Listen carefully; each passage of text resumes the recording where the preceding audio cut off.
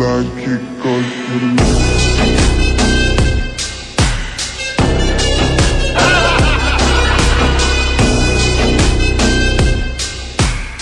Hi guys! Welcome back to my channel again. So, for today's video guys is tuturo ko sa inyo kung paano gumawa at maglagay ng thumbnail sa YouTube. So, before that, ang gagamitin natin na apps is these apps and these apps. So, check it out. So, ayan guys, andito na tayo sa home screen ko. So, syempre pupunta tayo sa background eraser. So, click lang natin. Kung may makikita kayo dito na load a photo, so click lang natin din. At syempre mapupunta tayo sa mga pictures. So click lang natin yung picture na napili ko. And then guys, para mas mabawasan yung mga background sa likod, i-crop lang natin konti. So ayan. So check lang natin. Kung may makikita kayo dito na auto, magic at manual, so para sa akin guys, pipiliin ko itong auto muna. So iano lang natin sa background. So sobrang dali lang guys, katakadali lang niya.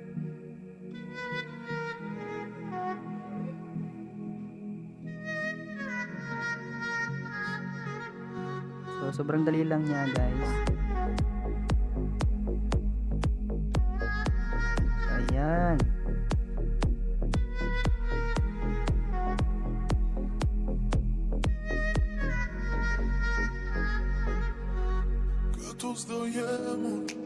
Para mas maganda siguro guys, no, yung background nyo talaga solid white talaga yung background nyo, para mas madali lang talaga ma-erase dito. So i-zoom lang natin para mas mabura talaga. Tapos punta tayo sa manual, syempre. And then guys, kung gusto nyo i-resize yung ilog nyo, ganito lang. And then guys, ito yung napili ko para mas madali. Ayan.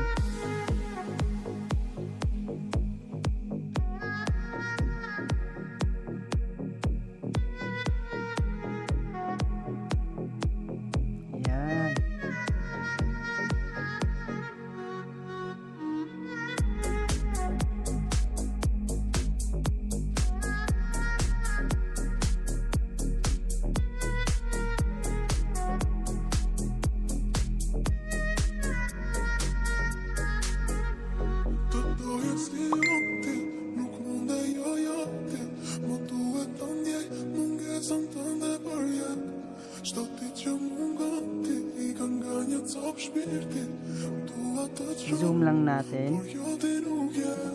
So kung nakikita nyo guys, sobrang linis na niya. I-check lang natin guys. So kung may makikita kayo dito na 1, 2, 3, 2, 5, so ang pipiliin ko dito guys is number 5 para mas fit talaga yung pagka-crop niya. So kita nyo guys, so sobrang linis na siya. So save lang natin. And then finish.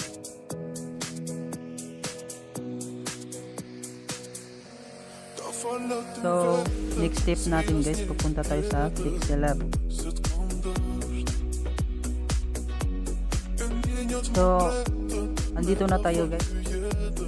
Kung gusto nyo ng background guys, yung mas magandang background, pwede kayong kumuha dito sa picture nyo, sa galleries nyo. So para sa akin guys, mas gusto ko na dito sa Pixellab lang. So bago ang lahat guys, i-resize lang natin yung ano niya, yung background niya. So kung may makikita kayong tatlong bilog dito, click nyo lang, and then mapupunta tayo dito sa image size. So kung may mababasa kayo dito na custom, click lang natin, and then YouTube thumbnail, and then okay. So ayan. So dito na tayo sa color ng background natin. So maghahanap lang tayo ng gustong background guys. So ito, check lang natin. And then guys, kung may makikita kayo dito na plus, click lang, tapos from gallery, and then syempre mapapunta tayo dito sa picture. So click lang natin yung ginawa natin sa background eraser guys. So click lang natin yung picture kanina na nagawa natin. So check lang, resize natin. Para sa akin guys comfortable basahin guys pag naka-upload na sa YouTube. So dito natin nilalagay. So i-resize lang natin para yung tama lang. So yan. So lock lang natin guys. Click lang natin yung square sa gilid. So lock lang natin. At kung may new text na dito guys, so double tap lang.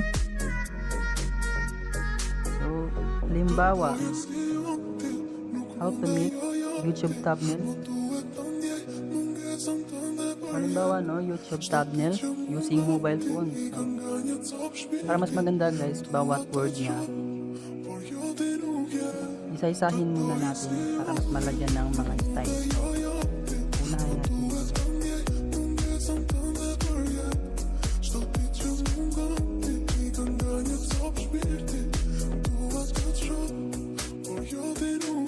Ayan.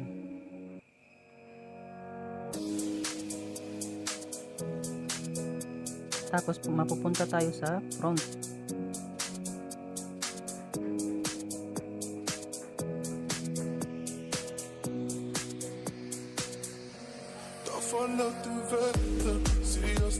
So continue lang tayo guys.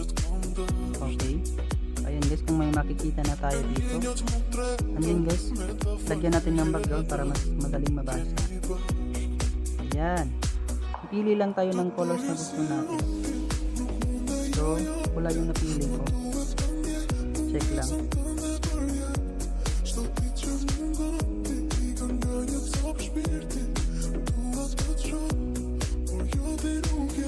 So, ayan. Pagkatapos nyan, punta naman tayo ulit sa text.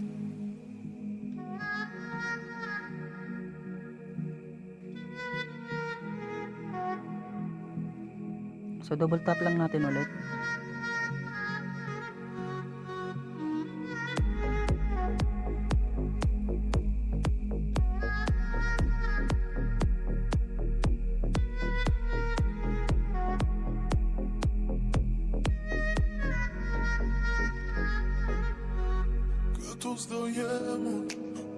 Ayan.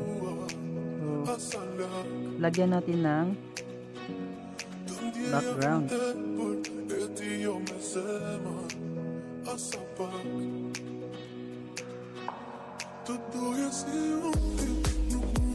Pili lang kayo guys kung anong kulay na ilalagay nyo. Ayan. And then mapupunta tayo sa front.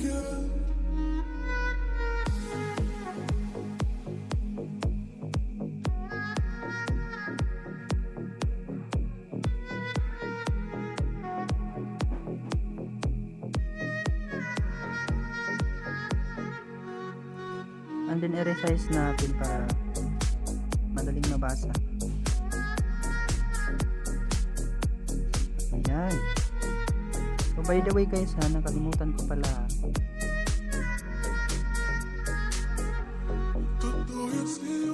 Lagyan natin ng ano guys, yung picture natin ng stroke.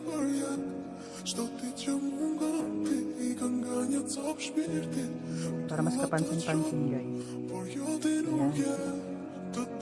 Ayan. Ayan.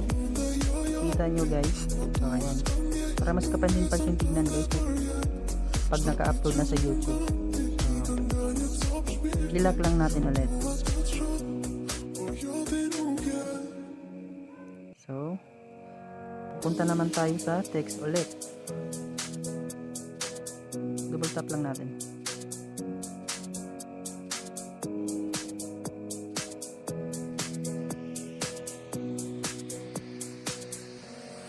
Vanaf de wetten zie als niet eerder. Zit kom dörst. So, lagyan natin ng background.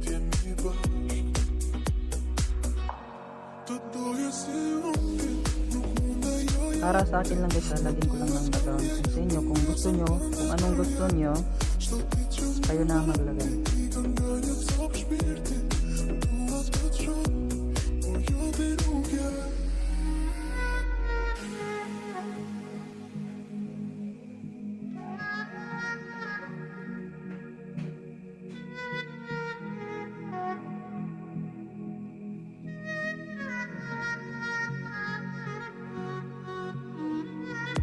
And then mapupunta tayo sa front.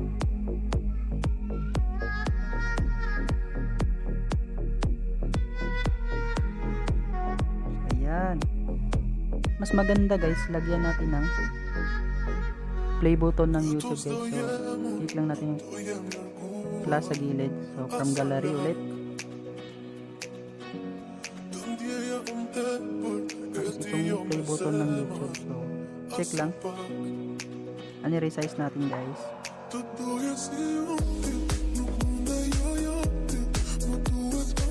resize lang natin. Kung gusto nyo guys, kung saan kayo komportable ilagay. So, para sa akin guys, dito lang. Ayan. Tapos na. So, export lang natin guys. Save to gallery. At kung tapos nyo nang nagawa guys, check lang natin sa galleries natin. So yan, tapos na. So punta tayo sa YouTube studio natin. Halimbawa lang to sa akin guys. And then kung may makikita kayo dito na tatlong guhit, click lang natin.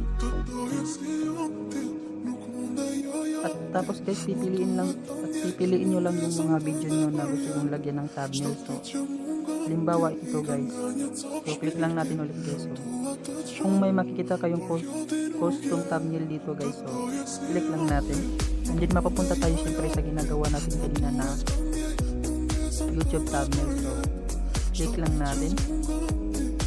And then guys, kapag na-click nyo na, i-select nyo lang. Pero para sa akin guys, hindi ko to i-select kasi hindi itong video na lalagyan ko. So, kapag nakagawa na kayo ng vlog nyo, so i-select nyo lang. So, balik tayo. So, ayan guys. Ito lang yung matuturo ko sa inyo guys.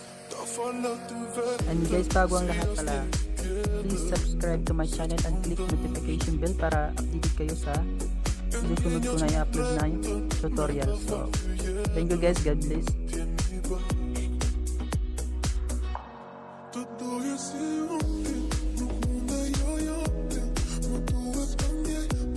Something